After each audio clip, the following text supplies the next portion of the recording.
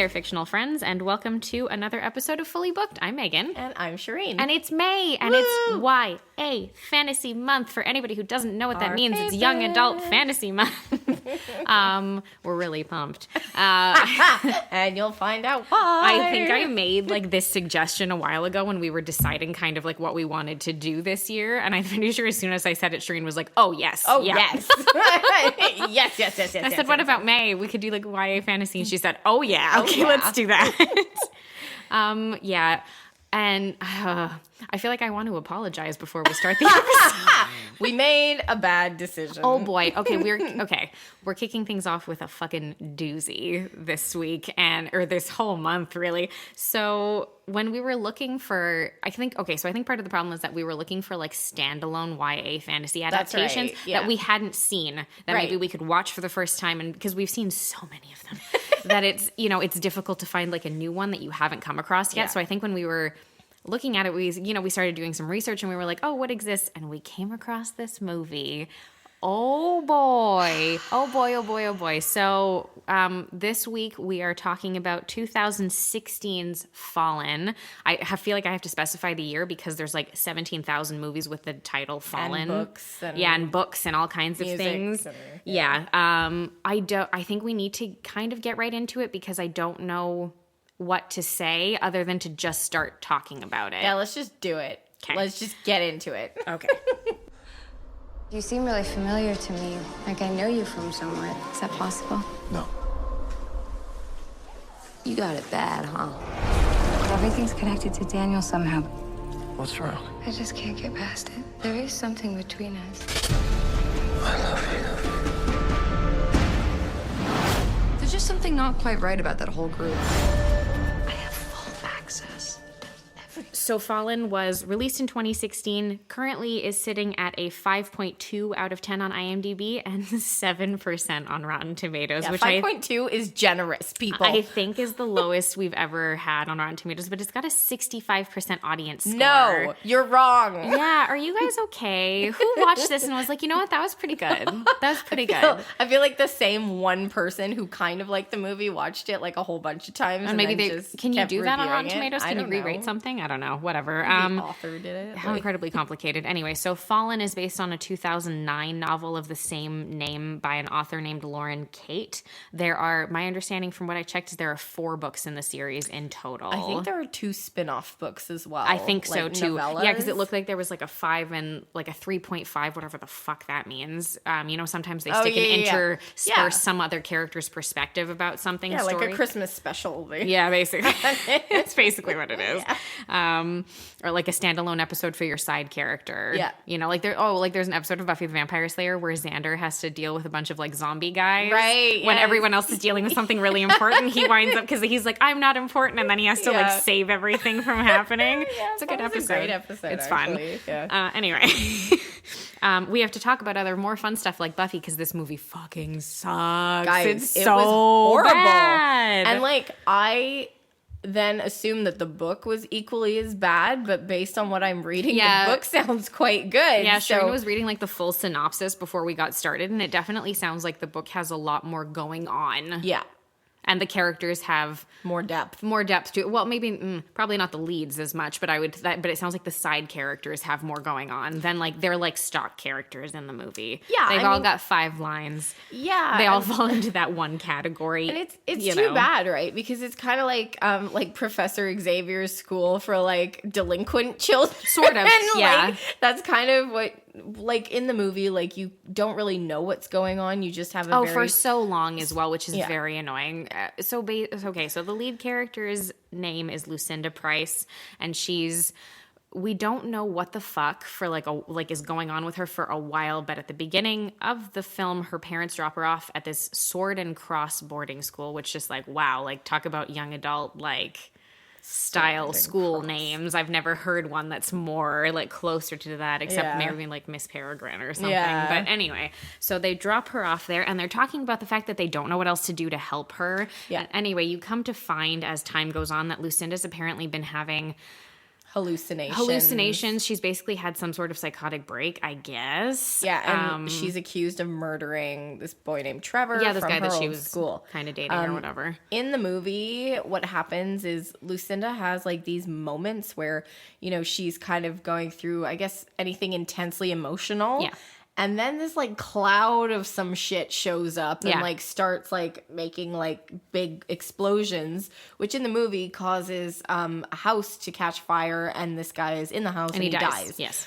In the book, my understanding is that she kisses him and he spontaneously combusts. That's so much better. Which is way cooler. That's I mean, no, nobody wants to catch okay, fire, but like, I don't want to I don't want to say like it would be cooler if your date spontaneously combusted then caught on fire in a house fire. But if you had to pick one, like in terms of a plot line for a story, like it sounds way cooler. Oh, for sure. Yeah. So after she gets to the school, anyway, we're very quickly introduced to several different characters. I can't tell if this man that you see is the principal or the groundskeeper. He's Dwight Schrute. I know, my God. If Dwight Schrute were working at a pristine, sort of like an elite boarding school out in the country for a bunch of rich kids who it turns out have supernatural powers, man, like that would be what he would be like exactly. I feel like the actor was doing it on purpose. He was dressed like Dwight Schrute as well, with the little t-shirt like button up and like the brown tie and stuff and the glasses. Like, it's hilarious. It was really funny. Yeah, and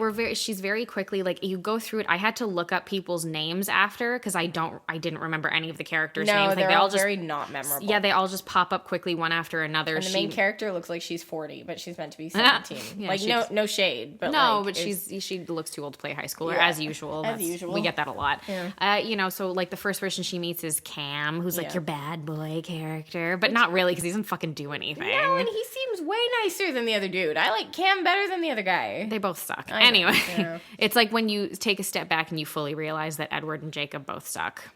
Okay, I'm Team Edward forever, but I do recognize that he does have toxic traits. They both do. Like, they're both atrocious, really. Really much. So, anyway, so she meets him, and of course, he's wearing a leather jacket, so he must be a badass. She meets, like, a few of the other people, a girl named Ariane, some guy named Roland, some blonde girl named Gabby. I don't remember her at all. She has like 3 lines in the movie. Okay. And she meets Penn, who, of course, obviously, we had to have a frumpy best friend. Like, what year? Sucks. I know this was written in 2009, but like, come on, guys. That feels like it was over by 2005. Like, the frumpy best friend character is not a thing anymore. I know. And like, the frumpy best friend was way more interesting than the main character. Well, she had opinions about things, which was nice. I think this is like if you took characteristics of some of the Twilight characters and like turned up the dial on them. Like, Lucinda has no fucking personality. It's true. And like, it's a good thing she didn't trip over anything, because I would have been like, I have to turn this movie off. But there was so much, as you can imagine, like underlying religious undertones. Yeah, because they're like studying. The only class that we ever see these children attend is a religion class in the library. Philosophy of religion. Yeah. Led by the woman with the really big hands. Oh, yeah. She's a British actress. I don't remember her name. Yeah. Anyway, who's constantly talking about, the whole thing is the connotations are all talking about basically like God and Lucifer having gotten into a fight, basically, and people and the other angels like either choosing or not choosing sides. And so those who chose Lucifer and those who chose no side at all were cast out of heaven, apparently. I haven't studied the Bible, but I guarantee this is not exactly what it says. Anyway. Even if it is, it would be better, probably. It would be, and I feel like the book explores this a lot more. Like, there's a lot more explanation of like who's who in this zoo. Yes, that's true, I'm sure. Whereas in the movie, like, you're just kind of stabbing in the dark. Like, the entire movie, because we watched this with my husband as well. We were all sitting there going, okay, is this person Lucifer? Is that person Lucifer? Oh my God, no. Okay, her husband for the whole movie, Dan's sitting there going, which one's the vampire? And we're like, Dan, there's no vampires in this. He's like, but there has to be. He's like, but there have to be, because it seems like that's exactly what's going on. He's like, there's probably a vampire and a werewolf. And we're like, no, not in this one. Might have been better if there were. And like, they did the angel wings, like sparkly, like fairy wings. Terrible. Okay, yeah, so this whole thing, like, we're spoilering the shit out of this, but honestly, don't watch this movie, so it's fine. Read the book. Apparently that I guess they're better. They're probably a bit better. Anyway, the whole thing is that basically, of course, because of all these conversations that we're having about these angels being cast out of heaven, of course, it turns out that the main love interest, his name's Daniel, who she, you know, sees and recognizes, like, oh, I feel like I've seen this guy somewhere before. Oh, yeah, she keeps having these like unexplained flashbacks. Yeah, to things that make no sense for now. Yeah, but also like you don't really care. No, God, no. I don't care to find out why. Yeah, like I wasn't like, like, oh my God, I wonder what it is. I was just kind of like, oh, this is annoying. Yeah. So, you know, she, of course, immediately falls in love with him, whatever. And what turns out to be the thing is that Daniel, as well as several of the other characters like Cam, and I think like Gabby and a few of the others as well, if I'm not mistaken, they are all angels who were cast out of heaven. Apparently they're fallen angels, and of course they call them the fallen.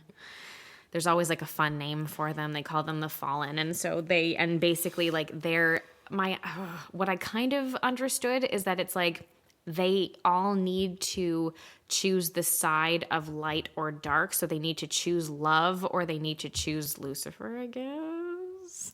But I thought that the whole thing was that because they didn't choose, yes, then I know. Were cast no, but out. I'm saying that like now what's happening is like the religion teacher who, it turns out, according to Shireen's little deep dive into what exactly the book is about, that professor, she's part of some like sect. Like religious sect or religious group of like people who are trying to force these fallen angels to choose a side and to go back to where they're supposed to be. And I'm sure they're trying to send them back to heaven there. They're not like, oh, go to hell. Like, no, but that seems to be like what they're doing. And for some, and again, it's not really explained why there's so much more focus on Daniel than on the others that are there. No, like it just says like in the synopsis, and I'd have to really read the book, but it seems like her whole thing is that she's trying to force Daniel to choose a side. Yeah. So maybe Daniel's Lucifer, like who knows, or he's some important The way that they talk angel. about it, he's not. Like in the sense that they're like, oh, we have to do this, and if we don't, Lucifer's going to come after us. So it feels like Lucifer's a separate character, but I don't know. But we don't even get to see him. No, that would have been more fun. And then there's this whole thing about like, what's her face?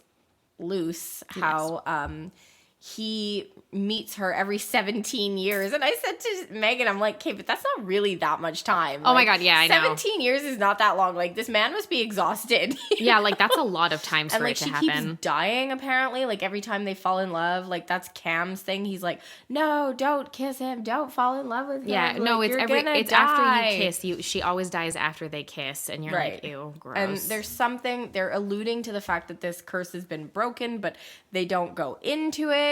And again, I'm assuming that in the book they explain this better. Yeah, probably. And, again, you've got 4, 5, 6 however many books in this universe, basically. Like, there's going to be a lot more of an explanation of what happened here.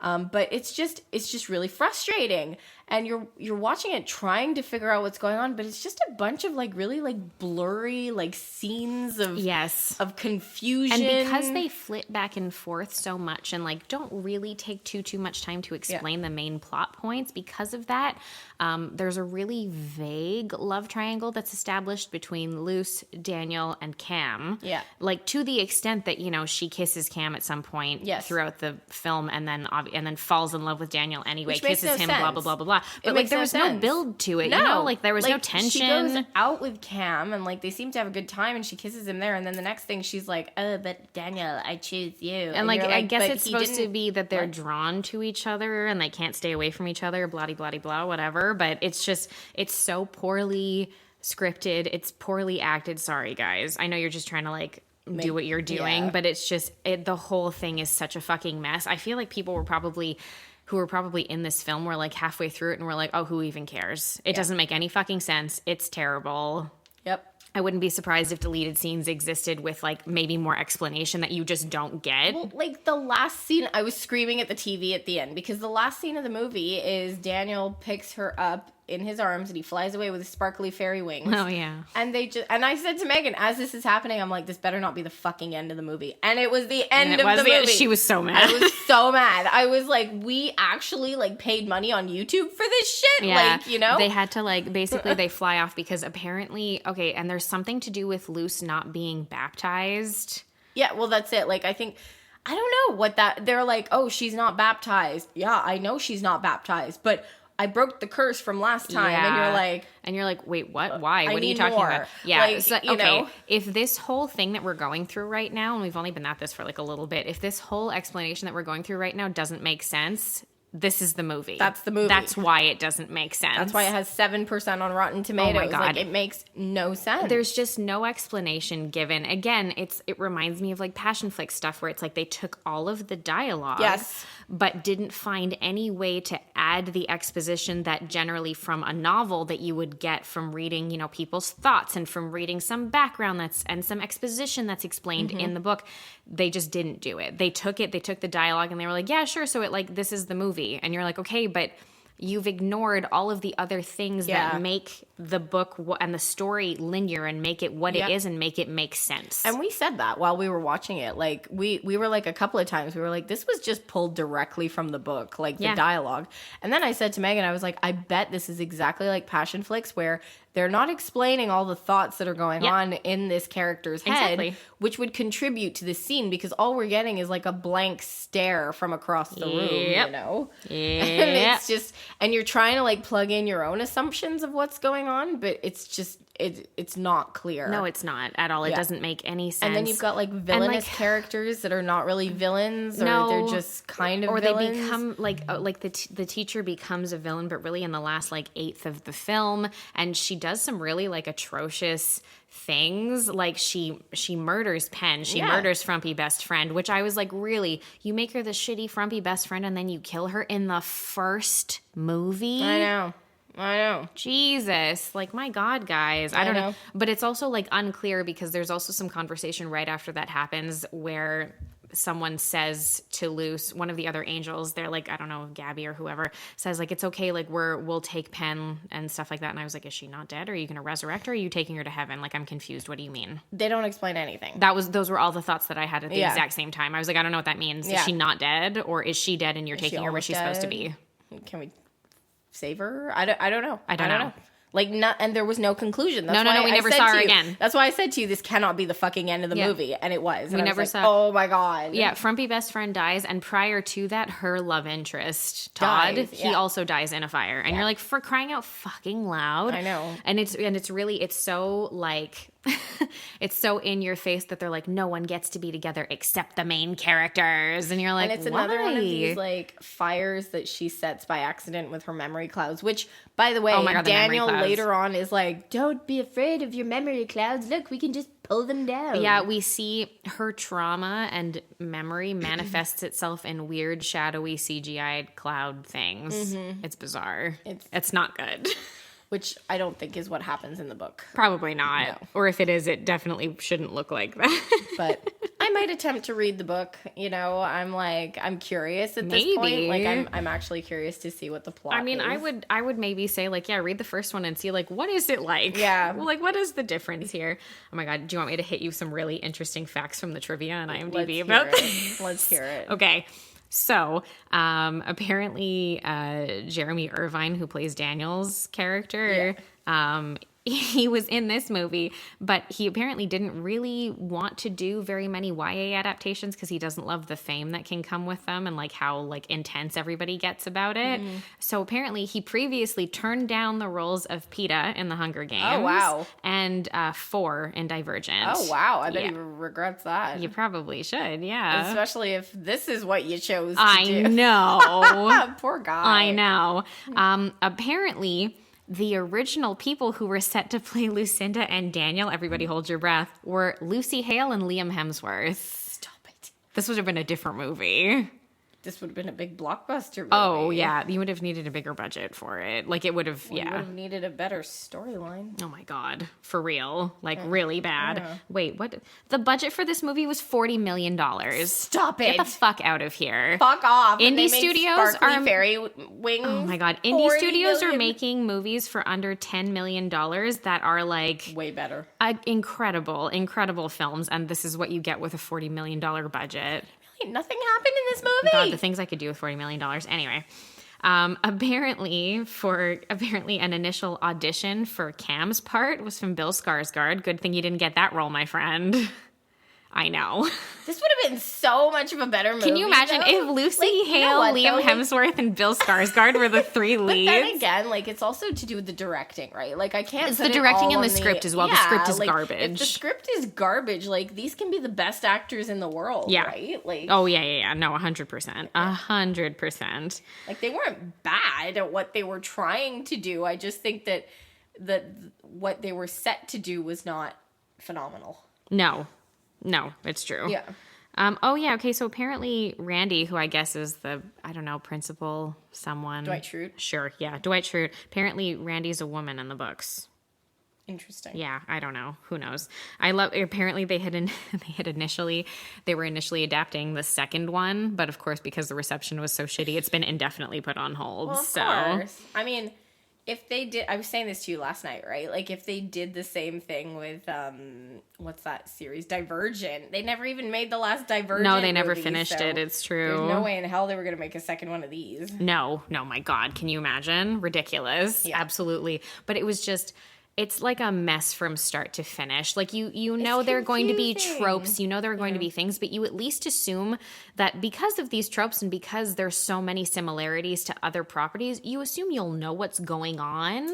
Yeah, we couldn't even make any educated guesses of what was happening here. I was like, I don't understand what this has to do with anything. What are these flashbacks that are barely being explained? Who are these people that they're bringing in now? Like, there's so many characters that it's hard to actually, like, form like an affinity for any of them. I don't have an opinion on any of them. Yeah, they're all just there. Yeah, and like it's too bad because I think that with something like this where you have like, you know, a school full of Supposedly fallen angels. yeah, or teenagers who have some sort of power, that it would be quite interesting and there would be a lot to sink your teeth into, which again, I assume in the books there is. I think so. I feel like there must be more to it. There must be more to the characters. There must be more to their arcs and how they're developed.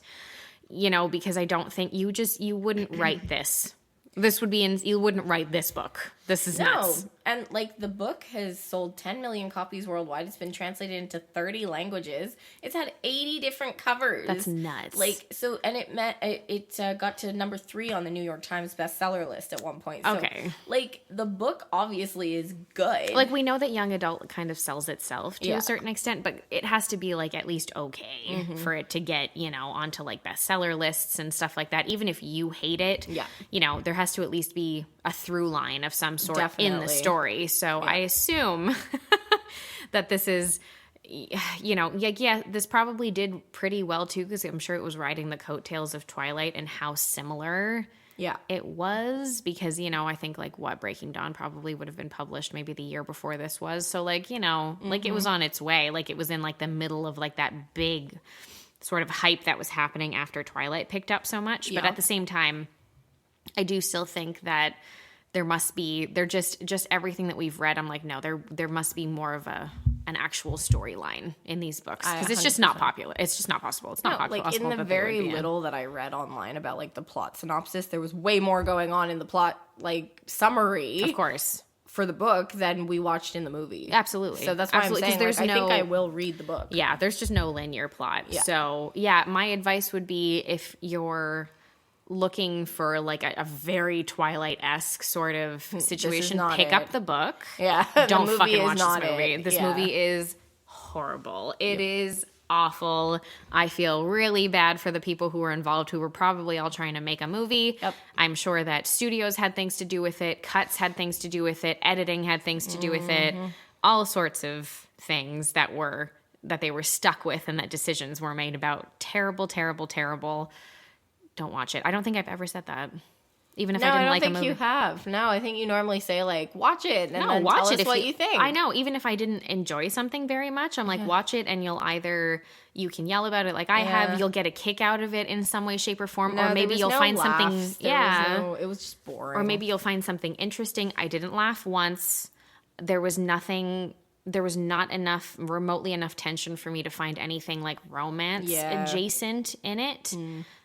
There was no real chemistry between the characters or the actors, because they probably didn't have much to go on. And it was shit. Yeah. Yeah. So, 0 out of 10. 0 out of however many we could be giving it. 0 buckets of popcorn out of 5 or whatever. Fuck, none of it. Half a bucket of popcorn because it was a film.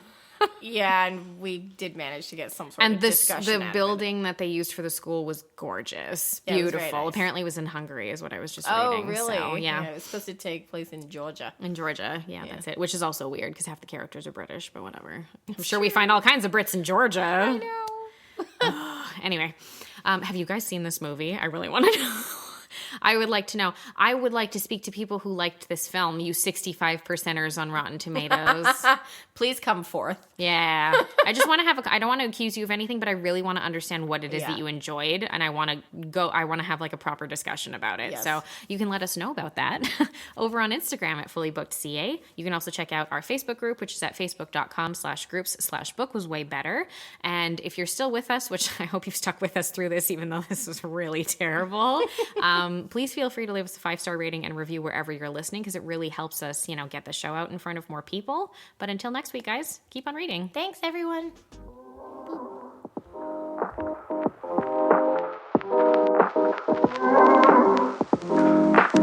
Thank you.